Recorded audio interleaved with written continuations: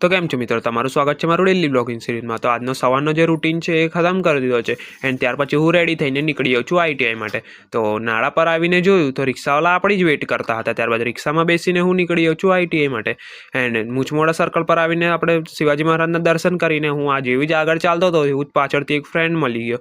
તો ફ્રેન્ડ માટે ઊભા રહ્યા હતા, ત્યારબાદ એ ફ્રેન્ડ પણ આપણી જોડે આવી ગયો અને ત્યાર પછી અમે બંને છે એ આઈટીઆઈના ગેટ પાસે પહોંચી। અંદર આવીને જોયું તો 3 ફ્રેન્ડ હતા, એ પાણી માટે ઝઘડતા હતા। એ લોકોને ઇગ્નોર કરીને હું નીકળી જાઉં છું મારા ક્લાસની તરફ। થોડી વારમાં પડી જાય છે રિસેસ, તો અમે ત્રણેય જે છે એ નીકળી જઈએ છીએ નાસ્તો લેવા માટે। ત્યાર પછી દુકાન પર આવીને જોયું તો બીજા ફ્રેન્ડો પણ અહીંયા જ નાસ્તો કરતા હતા, તો એ લોકો જોડે જ અમે લોકોએ ત્રણેય બેસીને નાસ્તો કરી લીધો અને ત્યાર પછી અમે લોકો આવી જઈએ છીએ રિટર્ન આઈટીઆઈ તરફ।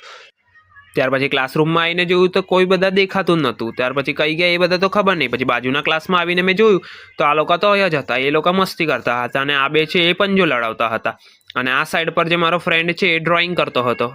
એન્ડ ત્યાર પછી આઈટીઆઈ છૂટી જાય છે અને અમે લોકો નીકળી જઈએ છીએ। અહીંયા બહુ પબ્લિક દેખાતી હશે, તમને જોઈ શકો છો, પણ જેવો જ હું બહાર નીકળીશ એવો મને કોઈ દેખાયું નહીં। હવે આ બધી પબ્લિક તો કઈ ગઈ એ તો ખબર નહીં। ત્યાર પછી હું રિક્ષા પકડીને હું આવી જાઉં છું ઘર સાઈડ।